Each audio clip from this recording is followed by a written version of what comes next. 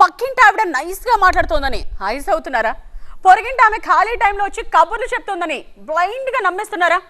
మాటలు ఒకలా చేతలు ఇంకోలా, ఎవరిని నమ్మడానికి లేదు. ఇంకాస్త గట్టిగా చెప్పాలంటే నీడనే నమ్మలేని జమానా ఇది. ఇదంతా ఎందుకనే కదా మీ డౌట్? అయితే ఈ గాయత్రి దొంగాటేంటో చూసేయండి.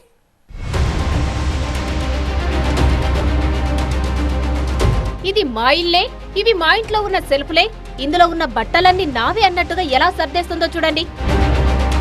ఎక్కడెక్కడ ఏమేమున్నాయో ఎంత ఈజీగా గుర్తుపడుతుందో కదా. అలాగని ఈమె ఇంటి ఆవిడ అనుకుంటే తప్పులో కాలేసినట్టే. స్నేహం ముసుగేసుకొని చోరీలకు ఎగబడ్డ గాయత్రి. నిజామాబాద్ జిల్లా కేంద్రంలోని కుమార్ గల్లీలో ఉండే గాయత్రి బ్యూటీ పార్లర్లో పనిచేస్తుంది.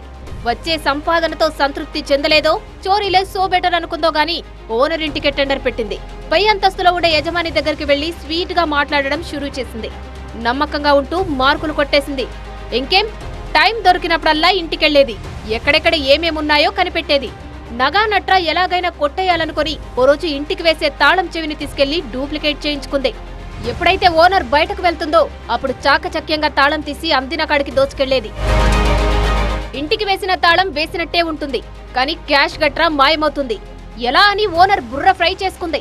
ఇక లాభం లేదని ఇంట్లో స్పై కెమెరా బిగించింది. అప్పుడు బయటపడింది గాయత్రి చోర్ చిత్రం. గాయత్రి చేతివాటం చూసి ఓనర్ కి గుండె పగిలినంత పనైపోయింది. నమ్మకంగా ఉంటూ ఇలా చేస్తుందా అంటూ పోలీసులకు ఫిర్యాదు చేసింది. కేసు నమోదు చేసిన పోలీసులు గాయత్రిని అరెస్టు చేశారు.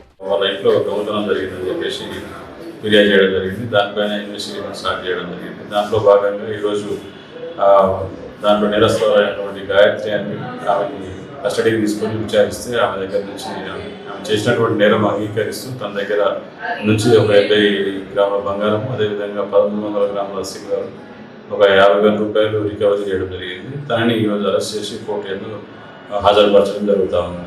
గాయత్రి కొట్టేసిన మొత్తాన్ని రికవరీ చేశారు. పోయిందనుకున్నదంతా దొరకడంతో ఓనర్ ఊపిరి పీల్చుకుంది. గాయత్రి లాంటి వాళ్ళు మీకు జలకివ్వచ్చు, జరభద్రం. నీడను కూడా నమ్మలేని రోజులివి.